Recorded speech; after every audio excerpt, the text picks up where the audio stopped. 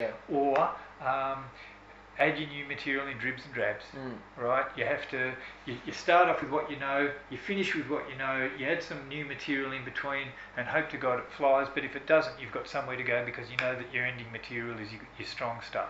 This other stuff is roughly this amount of time, so I just switch to that and do that successfully, get the audience on side and finish the gig nice and strongly, right? Do the mental arithmetic as I'm talking, right? That was a good night for me because I came off stage and went, yeah, I've done something new here.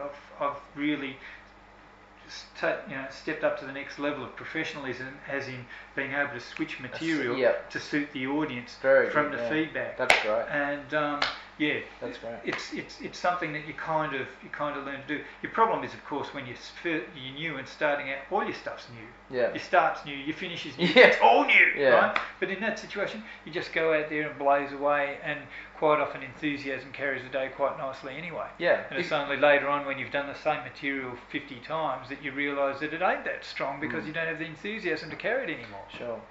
Have you ever been allocated 5 minutes and just done 100% new material even after you're established? No, there's always been one or two. I've done mainly new, but and only very rarely. What's your philosophy around that? Like, what do you do? Look, I try and weave new material into the middle of my stuff. Yep. My problem I tend to find is I get up there, I get in a moment, I get yakking away, and I'll come off stage and I go, I didn't run that new one that I was going to run. I did that new one, and I forgot the other one, right? And I tend to get the most stressed and the most nervous when I've got new material to run. Yeah. And it's not about, it's all about, I don't want to forget the new material, or I don't want to cock up in the middle of the new material. Yeah. And the stupid thing is, one of the first things I did when I started doing comedy was write a line for if I went blank. Oh, okay. Right? That's quite good. Well, most people have gone blank at some point, right? Yeah. I did it at Cadams just the last gig I had. I had about 2 minutes of new material. And there was one bit that I knew, I could see the writing on the page, but it was all blocky and blotched, and I thought to myself, I can't remember it. And I vocalised that, and I later talked to a friend of mine who I was doing a gig with that night, and they said, had you not have mentioned that, no one would have known. Yeah. And, but another thing too, if you're upfront with people and go, you know what, I just cocked up, you almost always get a laugh at that. Yeah. Because people go, they love he's it, human, yeah. he's human, what a dickhead, right? You're up there telling him what a dickhead you are anyway, so it fits beautifully. So I think as long as people don't, they don't want to see you stressed about the fact that you've forgotten. No. They want to see you have fun with it. They don't want to see you up there, gradually adding lumps to the back of your pants. Yeah, sure. You said that you had a line that great. Well, back then, it was something had happened in the news. A young bloke had been on the train, and the ticket inspectors had come down the carriageway, and he'd panicked, jumped off, and been wiped out. Right, very sad. But the line I wrote, and I used it, was I went blank on stage, and I went, I just lost my train of thought. Right? It was like the ticket inspectors were coming and I just opened the door and jumped off. Right?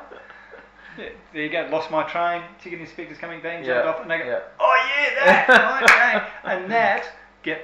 And then I'd remember what I was up to and go ahead with it. That's a good point. Like when you've got some material that's based on hard news, something that's come out in, let's say, people recognise it. It's a shared thing. It's a shared thing, but it does get dated quite quick. If you've got that line, I probably wouldn't run it now because. Yeah. So how long do you hold on to stuff like that before it gets old?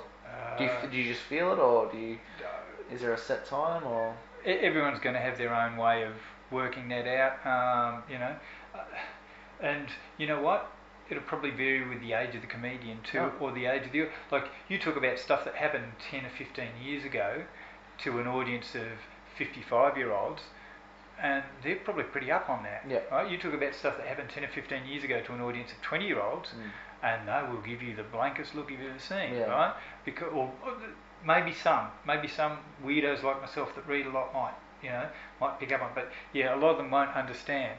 And Brad Oakes reckons one of the most important things in comedy is context. Right. If people don't understand what you're talking about, you ain't getting no laughs. Right. That's it. So that's one of the big things. But look, as far as comedy goes, being prepared is huge, just like it is in most other things. You know, the 7 P's: perfect preparation and planning prevents piss poor performance. Okay, you know, the SAS, live by that motto. Yeah. Works for comedians too. You know, because of my background, perhaps, one of the first things I did when I was going to do stand-up was write some anti-heckler lines. Right. Yeah. Of course. Didn't use them for years. Yeah. Right. It got to the point where I wrote another one, which was, you know, like after about 2 years of doing stand-up and not being heckled, my next heckler I was going to use.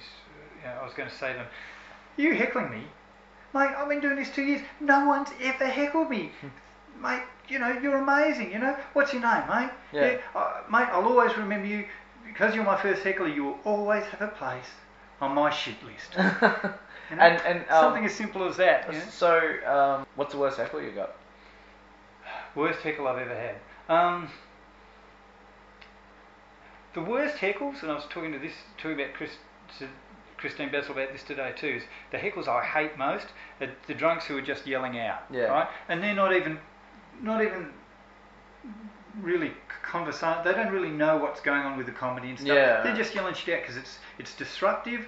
They're not paying enough attention to you. If someone yells out to me, "You're an idiot, get off," right? They're giving me their attention. I can deal with that person. Right. Right? If they just yell, "Yeah, right," you know, drunk, stupid stuff, it's very hard to deal effectively with them because they're not giving you the attention, right? But they are fucking things up for everyone else. Yeah. Right? You can't go too hard on them Yeah. because they're an innocent idiot. Yeah. All right? But you can't ignore it. And they're very hard to deal effectively with. So that's what I hate most. I mean, you know, I've had a ball with some hecklers. Yeah.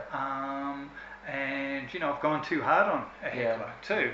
And because one of the reasons for that was because there were 2 of them, and I thought it was one bloke. Oh, right. 2 guys had called something out. Yeah. And I thought it was one guy, and so gave him a fairly heavy put down.